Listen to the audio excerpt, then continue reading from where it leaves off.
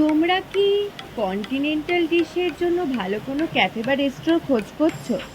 তাহলে তোমাদের আমি সাউথ কলকাতার এত সুন্দর একটা ইনস্টাগ্রামেবল কন্টিনেন্টাল ফুড ডিশের জন্য বিখ্যাত একটা দারুণ ক্যাফে সন্ধান দিতে চলেছি। এবং স্ট্রিট চ্যানেলে আজ নতুন ব্লগে আমি তোমাদের নিয়ে যাব মিরাবেলে, যেটা সাউদার্ন এভিনিউয়ের হিয়াতলা রোডে অবস্থিত। তোমরা সবাই কম বেশি পুজোর সময় সমাজসেবী সংঘ বালিগঞ্জ কালচারালে ঘুরতে গেছো। এই পুজোর সময়ও নিশ্চয়ই যাবে এবং তখন পায়ে পায়ে কিন্তু পৌঁছে যেতেই পারো এই ক্যাফেটাতে, কারণ সমাজসেবী বা বালিগঞ্জ কালচারালের পুজো থেকে এই ক্যাফেটার দূরত্ব একেবারেই কয়েকটা মিনিটে, ওই ধরো 7-8 মিনিটে।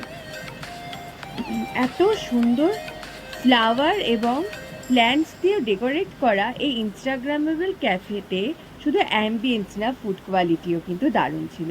সব ডিটেলসে আমি তোমাদের দেব। প্রথমে আগে চলো এখানকার ভীষণ সুন্দর ইকো ফ্রেন্ডলি ডেকোরেশনটা দেখিয়ে নিই।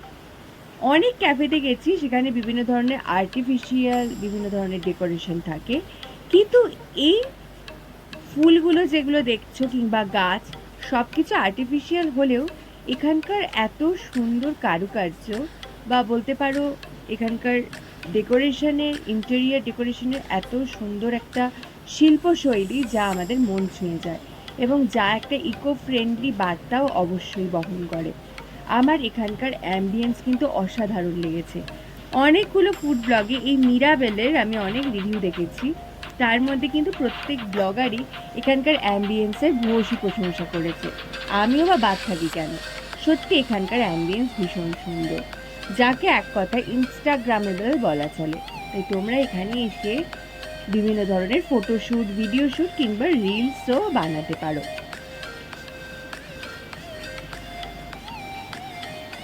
আমরা যেদিন গিয়েছিলাম তখন ভালোই গরম ছিল, আর সন্ধেবেলা গিয়েছিলাম, তাই এখানে ঢুকে এসির মধ্যে কিন্তু দারুণ লাগছিল, আর এত সুন্দর অ্যাম্বিয়েন্স দেখে চোখটাও জুড়িয়ে যাচ্ছিল।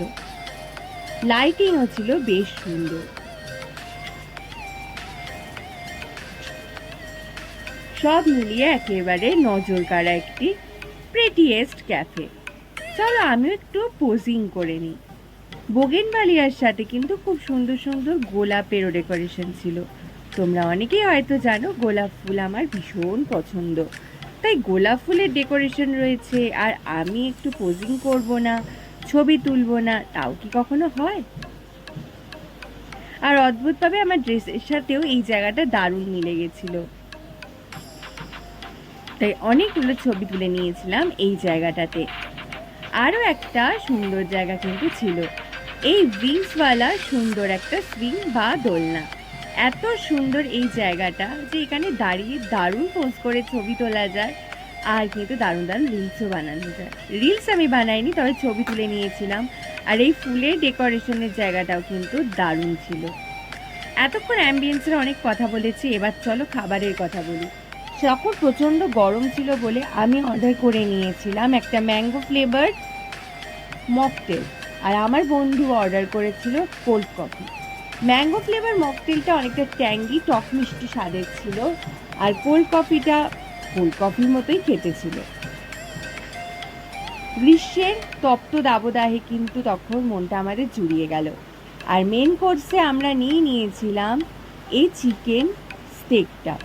এই চিকেন স্টেকে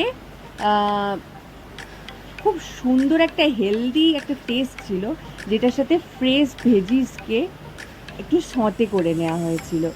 আর চিকেনটাকে দেখতেই পাচ্ছ হোয়াইট সসে কিন্তু টস করে নেওয়া হয়েছে। যারা কন্টিনেন্টাল হেলদি ডিশ ভালোবাসো তাদের জন্য এই রকম একটা ডিশ কিন্তু একেবারে আদর্শ বলতে পারো। আমার কিন্তু বেশ অন্যরকম লেগেছে, কারণ চিকেনটাকে যখন হোয়াইট সসের টেস্ট মানে টস করা হয়েছে তখন সেটার টেস্ট একটু অন্যরকম লেগেছে, আর ফ্রেশ ভেজিসগুলো সঁতে করার জন্য কিন্তু টেস্টটা অন্যরকম অসাধারণ লাগছিল। তোমরা এসে অবশ্যই এরকম একটা ডিশ এখানে ট্রাই করতে পারো। সত্যি বলতে এখানকার খাবার দাবার একটু ওভার প্রাইস লাগলেও আমার কিন্তু এমনিতে বেশ ভালোই লেগেছে, এবং দুজনের জন্য একেবারে বলতে পারো কোয়ান্টিটি কোয়ালিটি দুটো হিসেবেই বেশ ভালো, কিন্তু এই যে বললাম একটু ওভার প্রাইস। যাই হোক, আজকের সন্ধ্যেটা তো আমার দারুণ কাটলো।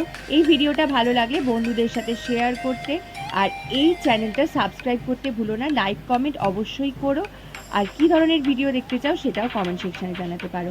আজ আসি, পরের ব্লগ নিয়ে খুব তাড়াতাড়ি আসছি। ভালো থেকো সবাই, টাটা।